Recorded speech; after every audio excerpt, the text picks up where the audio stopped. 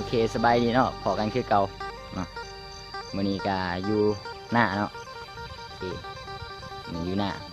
มื้อนี้ได้รับบัตรพิเศษเนาะคือเขาบ่ได้ให้ลงดำหน้าเนาะเขาให้เป็นพี่เลี้ยงเฮ็ดกินถ้าเขาอยู่เถียงเนาะก็ถือว่าโอเคอยู่ได้เนาะก็มื้อนี้ก็วันเสาร์เนาะอยู่หน้ามาหน้าว่าสิมาดำหน้าเขาก็เลยว่าบ่ให้ดำเขายานลำเขาก็เลยบ่ให้ดำงงบ่แต่ขอบ่งงขอเป็นผู้เว้าเขาให้เป็นพี่เลี้ยงเนาะเฮ็ดกินทาเขาเนาะวันนี้ก็ได้หน่อไม้มาเนาะก็สิต้มคิดว่าสิแกงนี่แหละดูเขาจะกินเนาะนี่แต่สิไปหาผักขะแยงเนาะก่อนแล้วก็สิไปล้างหม้อแล้วจังสิขอมาฝากหน่อไม้ต้มเนาะเบิ่งตรงหน้าเนาะธรรมศาสตร์อยู่บ้านเฮาเนาะโอ้จำเลยโอเคเนาะเอาสันนี้ก่อนเดี๋ยวไปหาพักขะแยงกันเนาะโอเคไปกันเลย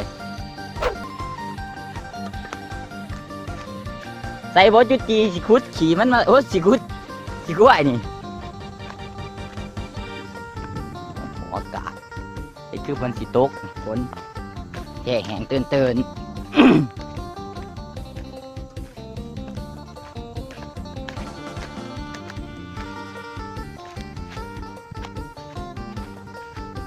่างหมอก่อน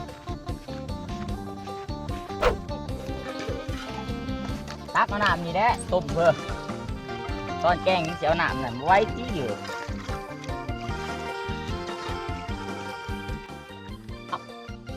น้ำต้มมัดอันนี้นะไปต่อนะ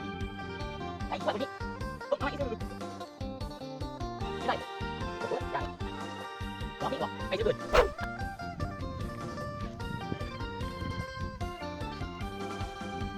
เฟย์คือบุลงลำหน้าเฟย์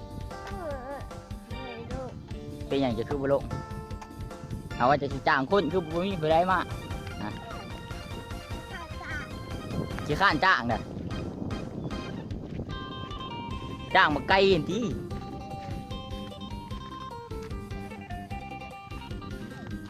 เสียเกินมื้อนี้ได้วัดพิเศษมื้อนี้เขาหมายลำนะวัด VIP เป็นพีดี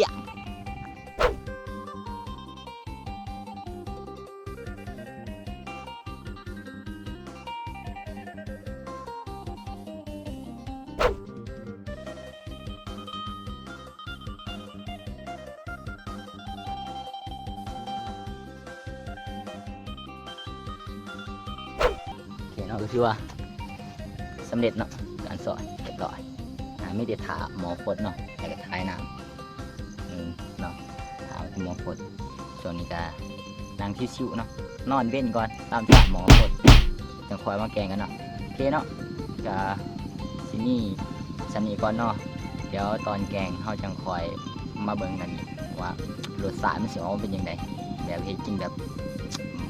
อยู่หน้าเอาอย่างไรสบายโอเคไปนอนพักผ่อน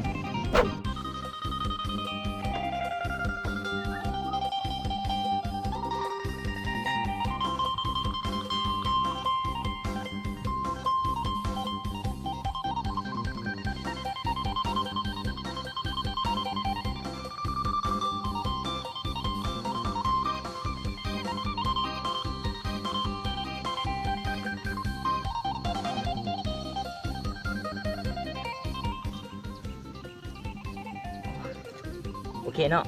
ก็ถึงขั้นตอนในการแกงเรียบร้อยเนาะนี่แม่นหน่อไม้ที่เฮาต้มมันเป็นจืดกำลังสีแกงลองซีมดูมันจืด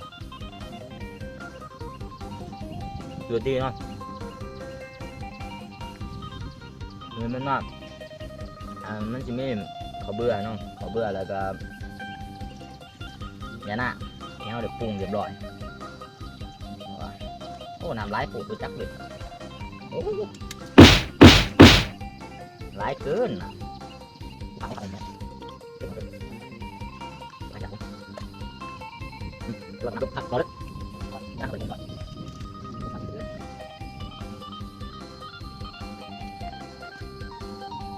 วิธีผลิตครับ เดี๋ยวเสร็จแล้วเราหมอคนทำจริงๆเลยทำขายทำใส่เป็นคนใส่ทำเนี่ยเขาเป็นไงโอเคเดี๋ยวถามมันนึงเนาะทำขายเป็นขับเย็นๆอันนี้ดูตรงนั้นนะยังไงเนาะต้นไม้เลยเป็นไม้เลยเนาะเป็นน่ารักของตายต้นน้ำเนาะรวมคนต้มหน่อเด้อ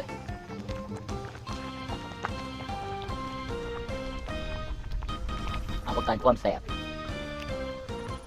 กินหน่อยเว้ยเบาเด้อเพิ่งจิ้มตอนก่อนจิ้มตอน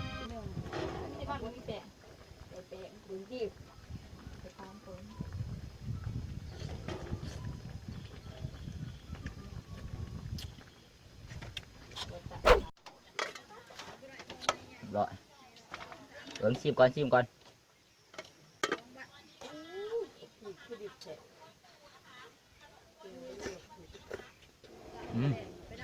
นัวนี่มันเขียวหอยไปเคี้ยวเลยพ่อแล้ว เดี๋ยว แสบแสบขึ้นไป แซ่บโอ้ยจิ้มเขียวหอยก่อน ทรงเขา ช่วงไปช่วงเยอะบ่ เขามากินน้ำเนี่ย หอยท้องตัวคุณก็ โอ้ยกินก็กินฝ่ากินฝ่าเมื่อให้มันหมดยาเช่นนี้หัวจิบใหม่ๆมันจะดิ่งที่นี่ได้ผลไปจับให้เขาต้องคนกิน โอ้กระเฟือ อันนี้จะมาสั่งพวกกินก็ก็เหมือนเจ้าหมด